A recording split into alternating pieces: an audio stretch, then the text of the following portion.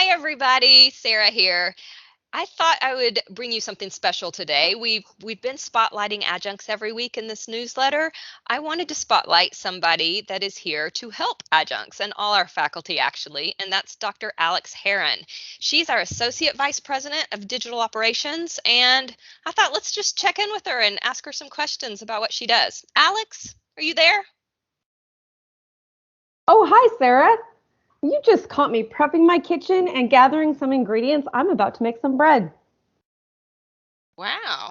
Well, I'm sorry to interrupt you as you're baking, but I was hoping that you could tell our adjunct faculty about what you do. But it looks like you're busy. That's a whole lot of prep work. Actually, that is what you do, isn't it? You help us prep. Maybe you could tell us about how making bread relates to what you can do for us when we're preparing our classes for our students. Well, sure, absolutely. There are definitely some direct comparisons here. So let's go ahead and get started. First, whenever I make bread, I have to add some flour. Every course has some common elements, some foundational cores that we have to make sure all of our students have. Whether it's in Blackboard or all modalities, we want to make sure that students can expect some of the same things in every course. So one, they know what's expected of them. They know what their instructor will be bringing to the class. Plus, we want to make sure they meet those program learning outcomes and university learning outcomes. So let's go ahead and add some flour. Here we go. What if I can't eat flour? If you can't eat flour, then I will find a different bread recipe for you, and we will make those accommodations because accessibility is very important at Concordia and for all of our learners. We want to be student ready, accessible, and inclusive.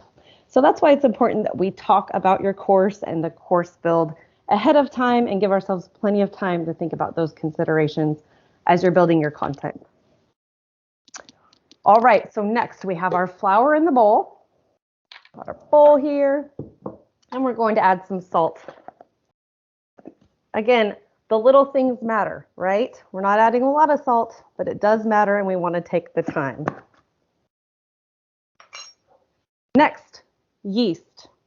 Yeast goes into every bread recipe, pretty much, but we don't want to use old yeast, or else our bread won't rise.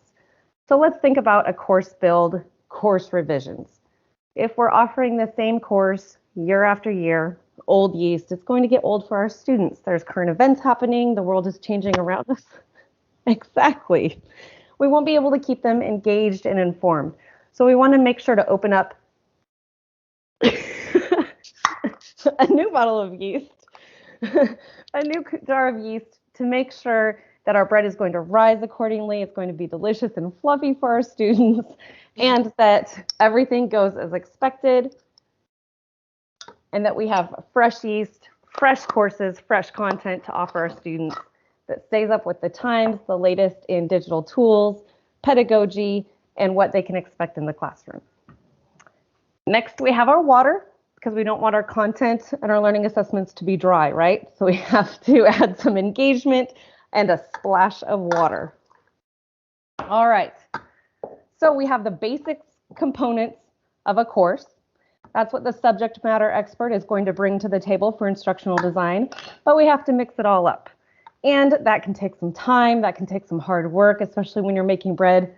Your arm can get sore, so you can use a little help with that, right? I have a bread mixer behind me, but at Concordia, you also have the help of an instructional designer. So it can be a team effort to stir your bread and mix it up, right? All right. Love it. Now let's get to the fun part. The fun part about this bread recipe and instructional design and course building and revisions at Concordia is that you can add your own flavor depending on your program or what's expected of you. So depending on the program, the assessments, the outcome, and what you want your students to get out of their experience at Concordia, you need to add the right spices, the right flavors and seasonings depending on your students' needs. So maybe you want to add some red hot spicy, or maybe some tomato basil, garlic, yeah. Or maybe you have a lot of extra time and you want to grind your own spices.